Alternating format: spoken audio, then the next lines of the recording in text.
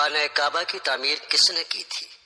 حضرت آدم علیہ السلام جب جنت سے زمین پر تشریف لائے تو بارگاہ الہی میں عرض کیا، خدایا میں یہاں پر نہ تو ملائکہ کو دیکھتا ہوں اور نہ ہی یہاں پر کوئی عبادت گاہ دیکھتا ہوں، جیسا کہ آسمان پر بیت المعمور دیکھتا تھا جس کے ارد گرد طواف کیا جاتا تھا۔ اللہ تعالیٰ نے فرمایا، اے آدم تم زمین پر کعبہ کی تعمیر کرو اور اس کی طرف رخ کر کے نماز ادا کیا کرو اور اسی کا طواف بھی کیا کرنا۔ کعبے کی تعمیر میں تمہاری رہبری حضرت جبرائیل علیہ السلام کریں گے۔ حضرت جبرائیل علیہ السلام حضرت آدم علیہ السلام کے پاس آئے اور ان کو اس جگہ پر لے گئے جہاں پر اللہ تعالیٰ نے کعبہ بنانے کا حکم دیا تھا۔ حضرت جبرائیل علیہ السلام نے سب سے پہلے نشاندہی کی، پھر اس کے بعد 7 زمین تک کعبے کی بنیاد ڈال دی، جس کو فرشتوں نے 5 پہاڑوں سے لائے گئے پتھروں سے بھر دیا اور اس کی چاروں طرف سے دیواریں بنا دی۔ بعض روایات میں آیا ہے کہ حضرت جبرائیل علیہ السلام آسمان سے بیت المعمور اٹھا کر لائے اور اس 4 دیواری کے بیچ میں لا کر رکھ دیا، جس کی طرف رخ کر کے حضرت آدم علیہ السلام نماز ادا کرتے رہے اور اس کا طواف بھی کرتے تھے۔ حضرت نوح علیہ السلام کے وقت جب طوفان آیا تھا تو اللہ تعالیٰ کے حکم سے بیت المعمور کو اٹھا کر حضرت جبرائیل علیہ السلام آسمان پر واپس لے گئے اور کعبے کی جگہ اونچے ٹیلوں میں بدل گئی، لیکن پھر بھی لوگ یہاں پر برابر برکت کے لیے آتے تھے اور آ کر دعا مانگتے تھے۔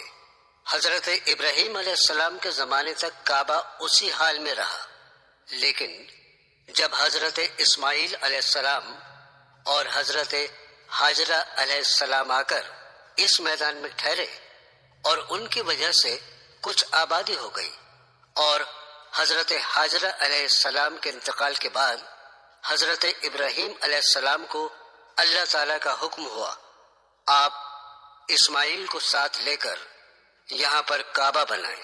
اس کی نشاندہی اس طرح کرائی گئی۔ اللہ تعالیٰ نے فرمایا، میں ایک بادل کا ٹکڑا بھیج رہا ہوں، اس کے سائے کو دیکھ کر ایک خاکہ بناؤ اور اس کی حد بندی کر دو۔ حضرت ابراہیم علیہ السلام نے حضرت اسماعیل علیہ السلام کی مدد سے زمین کھودی تو بنیاد حضرت آدم علیہ السلام نمودار ہوئی، اور پھر اسی مقام پر حضرت ابراہیم علیہ السلام نے خانہ کعبہ کی تعمیر شروع کر دی، اور جب خانہ کعبہ کی دیواریں حضرت ابراہیم علیہ السلام کے سر کے برابر اونچی بن گئیں اور انہیں اب اس سے اونچی دیوار بنانا مشکل ہو گیا، تب اس وقت حضرت ابراہیم علیہ السلام کے ایک معجزے کا نزول ہوا، جو کہ ایک پتھر کی شکل میں تھا، جس کو مقام ابراہیم کہا جاتا ہے۔ یہ ایک مقدس پتھر ہے جو کہ خانہ کعبہ سے چند فاصلے پر رکھا ہے۔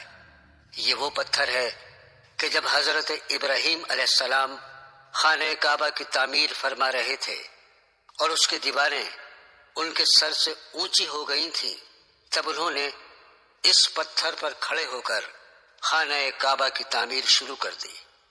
اس پتھر کی خاص بات یہ تھی کہ یہ خود بخود ہوا میں اوپر اٹھ جاتا تھا، اور حضرت ابراہیم علیہ السلام بڑے آرام سے کعبے کی تعمیر فرما رہے تھے، اور یہ پتھر موم کی طرح ملائم تھا۔ اس پتھر پر حضرت ابراہیم علیہ السلام کے پیروں کے نشان بن گئے تھے۔ آپ کے مقدس قدموں کے نشان سے اس پتھر میں 4 چاند لگ گئے کہ اللہ تبارک و تعالیٰ نے قرآن کریم کی سورہ آل عمران کی آیت نمبر 96 اور 97 میں فرمایا ہے کہ خانہ کعبہ میں اللہ کی بہت سی نشانیاں ہیں، یعنی کہ خانہ کعبہ میں خدا کی بہت سی روشن اور کھلی ہوئی نشانیوں میں سے ایک بڑی نشانی مقام ابراہیم ہے۔ اور دوسری جگہ اللہ تبارک و تعالی سورہ بقرہ میں فرماتا ہے، اس پتھر کی عظمت کا اعلان کرتے ہوئے ابراہیم کے کھڑے ہونے کی جگہ کو نماز کا مقام بناؤ۔ 4000 برس طویل عرصے سے اس بابرکت پتھر پر حضرت ابراہیم علیہ السلام کے مبارک قدموں کے نشان موجود ہیں، جو بلا شبہ حضرت ابراہیم علیہ السلام کا ایک بہت بڑا معجزہ ہے۔ یقیناً یہ پتھر اللہ تعالیٰ کی کھلی ہوئی نشانیوں میں سے ایک بہت بڑی نشانی ہے۔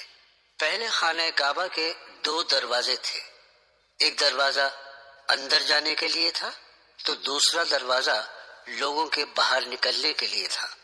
خانہ کعبہ حضرت ابراہیم علیہ السلام نے 5 پہاڑوں سے لائے گئے پتھروں سے حضرت اسماعیل علیہ السلام کی مدد سے تیار کیا تھا۔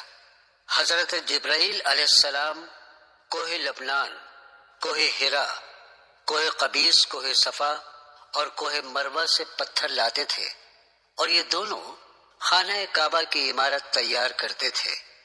جب عمارت پوری طرح سے تیار ہو گئی تو ایک دن حضرت جبرائیل علیہ السلام نے حضرت ابراہیم علیہ السلام سے آ کر فرمایا، اے ابراہیم، اللہ تعالیٰ نے تم کو سلام کہا ہے اور فرمایا ہے کہ تم نے بڑی محنت سے یہ گھر بنایا ہے، اور فرمایا، اے ابراہیم، تم لوگوں کو دعوت دو خانہ کعبہ آنے کی اور بلند آواز میں پکارو، میں تمہاری آواز لوگوں تک پہنچا دوں گا۔ حضرت ابراہیم علیہ السلام نے ایک اونچی پہاڑی پر چڑھ کر بلند آواز میں کہا کہ اے لوگو، تم پر اللہ تعالیٰ نے حج فرض کیا ہے، اس لیے تم کو خانہ کعبہ آنا ضروری ہے۔ تب چاروں طرف سے آواز آنے لگی، لبیک اللہم لبیک لا شریک لک لبیک۔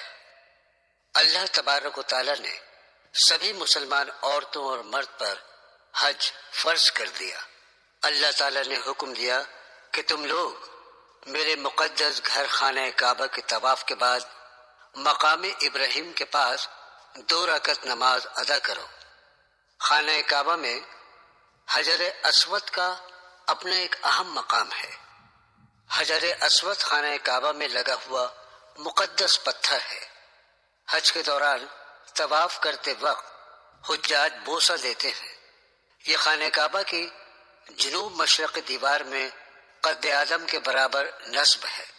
اگر اس پتھر کو قریب سے دیکھیں تو اس کے 12 سے زیادہ ٹکڑے ہیں جنہیں کسی مسالے سے جوڑا گیا ہے۔ شاید یہ کسی زمانے میں ٹوٹ گیا ہو اور اس کو دوبارہ جوڑا گیا۔ اس پتھر کو ایک چاندی کے فریم میں جڑا گیا ہے۔ حجر اسود کہاں سے آیا ہے یا اس کو کہاں سے لائے ہیں، اس بات کی مکمل معلومات حاصل نہیں۔ ابن عباس رضی اللہ تعالیٰ عنہ کی ایک روایت کے مطابق آقا حضور صلی اللہ تعالیٰ علیہ وسلم نے فرمایا کہ حجر اسود جنت سے لایا گیا ہے، تو خانہ کعبہ کی تعمیر اول کے وقت سے یہ حجر اسود اس میں موجود تھا۔ 606 عیسوی میں جب سیلاب آیا تھا اس وقت کعبے کی عمارت کو نقصان پہنچا تھا اور قریش قبیلے نے اس کی دوبارہ تعمیر کی۔ جب دیوار قد آدم تک پہنچ گئی تب حجر اسود رکھنے کا مسئلہ درپیش آیا تو قبائل میں جھگڑا ہوا۔ ہر قبیلے کی خواہش تھی کہ یہ سعادت اسے ہی نصیب ہو۔ نبی کریم حضرت محمد صلی اللہ تعالی علیہ وسلم نے اس قصے کو طے کرنے کے لیے یہ طریقہ اختیار کیا کہ حجر اسود کو ایک چادر میں رکھا اور تمام سرداران قبائل سے کہا کہ وہ چادر کے کونے کو پکڑ کر اٹھائیں۔ چنانچہ سب نے مل کر چادر کو اٹھایا اور جب چادر اس مقام پر پہنچی جہاں حجر اسود کو رکھا جانا تھا تو آپ صلی اللہ تعالی علیہ وسلم نے اپنے مبارک ہاتھوں سے اسے دیوار کعبہ میں نصب کر دیا۔ حضرت عبداللہ بن زبیر کے دور میں کعبہ میں آگ لگ گئی تھی جس سے حجر اسود کے 3 بڑے ٹکڑے اور کچھ چھوٹے چھوٹے ٹکڑے ہو گئے تھے جنہیں عبداللہ بن زبیر نے چاندی میں منڈوا دیا تھا۔ رکن یمانی اور حجر اسود کے درمیان کی دعا، اے اللہ، میں آپ سے معافی اور دنیا و آخرت کا سوال کرتا ہوں اے رب ہمیں دنیا اور آخرت کی خوبی عطا فرما اور عذاب دوزخ سے بچا۔ رکن یمانی کے بارے میں ارشاد فرمایا گیا ہے کہ 70 فرشتے مقرر ہوتے ہیں۔ جو شخص یہ دعا مانگتا ہے تو فرشتے آمین کہتے ہیں۔ اللہ تبارک و تعالی ہم سب کو حج کی توفیق عطا فرمائے اور ہم سب کو اللہ کے گھر خانہ کعبہ کا دیدار نصیب فرمائے، آمین۔